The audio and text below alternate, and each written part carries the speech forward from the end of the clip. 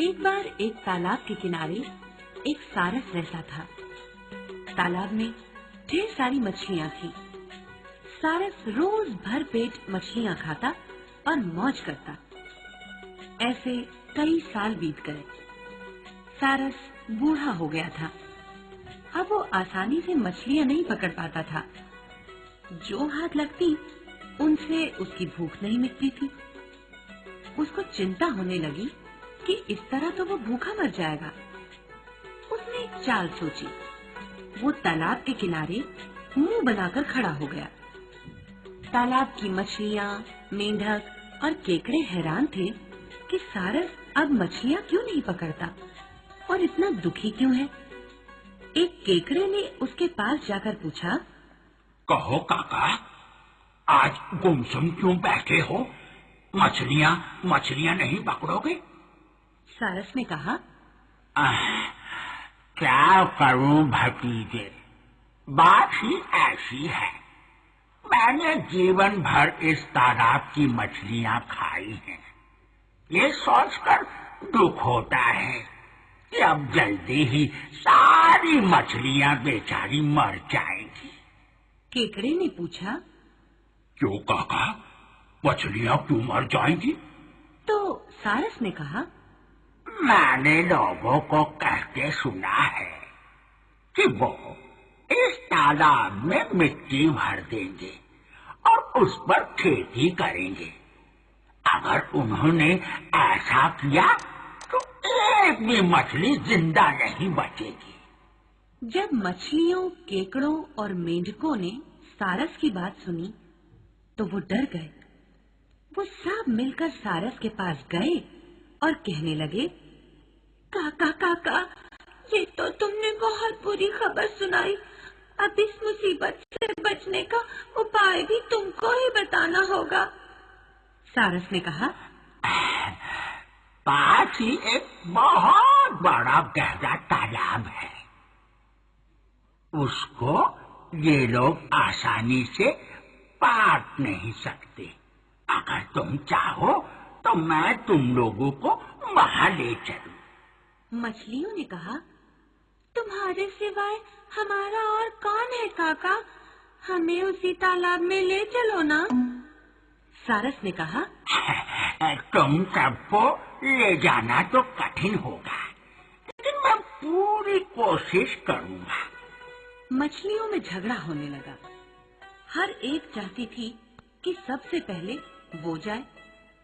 सारस ने कहा, तुम लोग झगड़ा मत करो, मैं बारी बारी सबको पहुंचा दूंगा। लेकिन मैं बूढ़ा हो गया हूँ, जल्दी थक जाता हूँ। एक बार वहां तक उड़ने के बाद मुझको थोड़ा आराम करना होगा। कुछ मछलियों को चोंच में दबाकर सारस उड़ा, पर किसी दूसरे तालाब में जाने के बजाय वो उन्हें एक चट्टान पर ले गया। वहां उन्हें मारकर चट कर गया। भर पेट मछलियां खाकर सारस को नींद आ गई और वो सो गया। जब सोकर उठा तो उसको फिर भूख लगाई थी। वो फिर उस तालाब पर पहुंचा, कुछ और मछलियों को ले आया। उनको भी वो उसी चट्टान पर ले गया और मारकर खा गया। इस तरह जब उसको भूख लगती तो कुछ मछलियों को दूसरे तालाब पर पहुंचाने का बहाना करके वहां लाता और मारकर खा जाता। अब तालाब में जो थोड़ी सी मछलियां ही बची थीं, उनमें से एक केकड़ा भी था। उसने भी सारस से कहा, मेरी भी जान बचाओ काका, मुझको यहाँ से बाहर ले जाओ। सारस ने सोचा, चलो एक दिन केकड़े का भी भोजन किया जाए, मुंह का मजा ही बदलेगा। और मछलियां खाते खाते ऊब गया। वो केकड़े को लेकर उड़ा। रास्ते में केकड़े को पानी कहीं भी नहीं दिखाई दिया। इतने में उसने देखा कि सारस आगे जाने की बजाय नीचे उतर रहा है। केकड़े ने पूछा, काका, यहाँ तो कहीं पानी नहीं है, यहाँ क्यों उतर रहे हो? वो तालाब कहाँ है जहाँ तुम मछलियों को ले गए थे? सारस ने हंसकर कहा, नीचे जो चट्टान देखते हो, मैं तुमको वहीं ले जा रहा हूँ। वहीं सारी मछलियों को भी ले गया था। केकड़े को चट्टान साफ दिखाई दे रहा था। उस पर मछलियों की ढेरों हड्डियां बिखरी पड़ी थी। केकड़ा डर गया। वो समझ गया कि सारस ने मछलियों को मारकर खा लिया और अब उसको भी मारने के इरादे से लाया है। उसने अपने नुकीले पंजों को सारस की गर्दन में चुभो दिया।